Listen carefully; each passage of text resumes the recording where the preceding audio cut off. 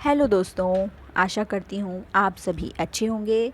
हमारे channel learn forever में जैसा कि केवीएस की तैयारियाँ कराई जा रही हैं, ईवीएस के प्रश्नों की श्रृंखला में प्राइमरी इंस्टीट्यूशंस ऑफ डेमोक्रेसी के अंतर्गत फर्स्ट पार्ट में पहले ही अपलोड कर चुकी हूँ। आज प्रश्नों की श्रृंखला में हम सेकंड पार्ट अपलोड कर रहे हैं, जिसके अंतर्गत आज मैं आपको संसद से संबंधित कुछ प्रश्न बता रही हूँ।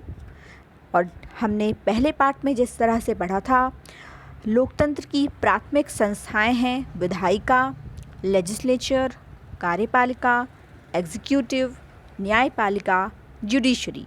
तो केंद्र शासन की व्यवस्था में इस संसद के अंतर्गत आज प्रश्नों की एक नवीन श्रृंखला को चालू करते हुए आज का पहला प्रश्न है, संसद के किस सदन को प्रतिनिधि सभा या लोकप्रिय सदन भी कहा जाता है?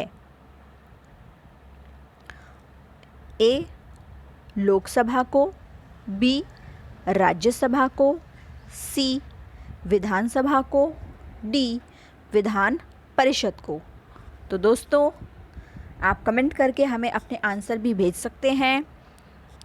आंसर है ऑप्शन नंबर ए, लोकसभा को। प्रश्न नंबर 2, भारतीय संविधान के किस अनुच्छेद में कहा गया है संघ के लिए एक संसद होगी जो राष्ट्रपति और दोनों सदनों से मिलकर बनेगी?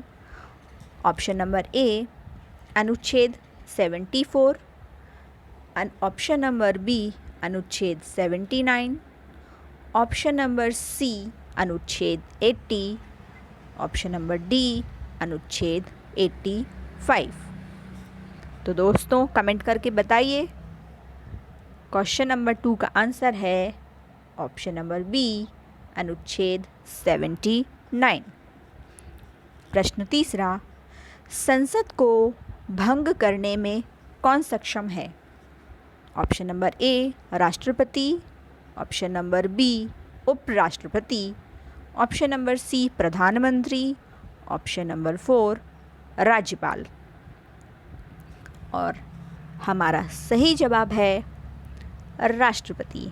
संसद को भंग करने का अधिकार सिर्फ राष्ट्रपति को है। अगला प्रश्न है, संसद के 2 क्रमिक अधिवेशन के बीच अधिकतम कितने समय अंतराल की अनुमति है? ऑप्शन नंबर ए, 4 माह, ऑप्शन नंबर बी, 6 माह, ऑप्शन नंबर सी, 8 माह, ऑप्शन नंबर डी, 2 माह। सही उत्तर है ऑप्शन नंबर बी, 6 माह। दोस्तों, आप भी अपने प्रश्नों के उत्तर कमेंट में भेजें, जिस तरह से आपका रिवीजन भी हो जाएगा।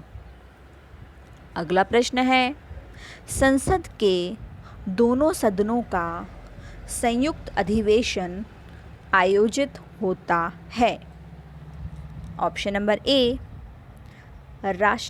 भारत के राष्ट्रपति के निर्वाचन के लिए, ऑप्शन नंबर बी, भारत के उपराष्ट्रपति के निर्वाचन के लिए, ऑप्शन नंबर सी, संविधान में संशोधन हेतु, ऑप्शन नंबर डी, ऐसे विधेयक पर विचार करने और उसे पारित करने के लिए जिस पर दोनों सदनों में मतभेद हों।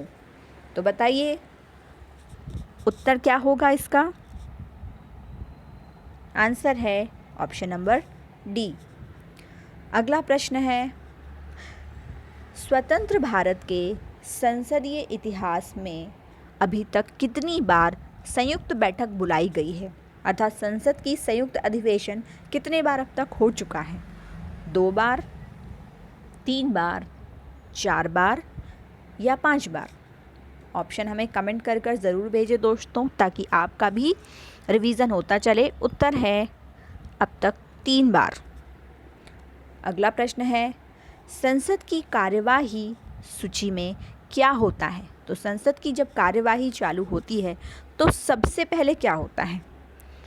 ऑप्शन नंबर ए, प्रश्न शून्यकाल, स्थगन प्रस्ताव, कटौती प्रस्ताव और प्रश्नकाल। दोस्तों, ये पहला है, शून्यकाल होता है। अगला है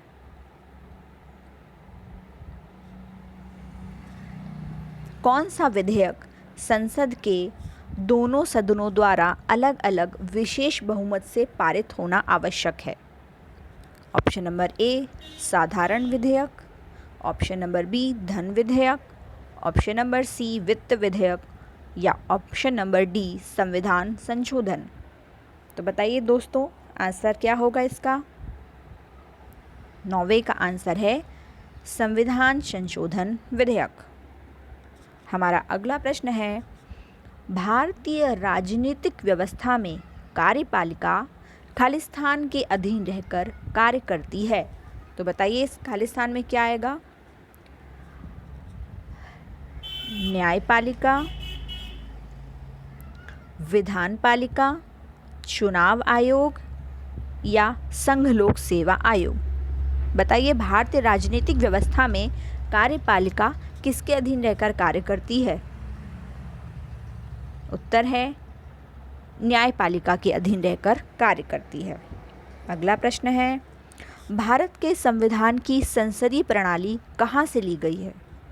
बताइए दोस्तों ये बहुत ही इम्पॉर्टेंट क्वेश्चन है कि हमारी संसदीय प्रणाली किस देश से ली गई है? अमेरिका, ब्रिटेन, चीन, कनाडा। उत्तर है ऑप्शन नंबर बी ब्रिटेन। तो दोस्तों आज हमने संविधान से संबंधित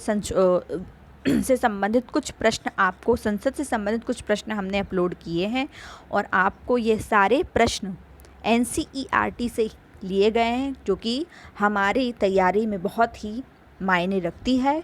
NCERT आगे के प्रश्न हम दोबारा अपलोड करेंगे हमारे प्रश्नों की अगली श्रृंखला में। तब तक के लिए गुड बाय।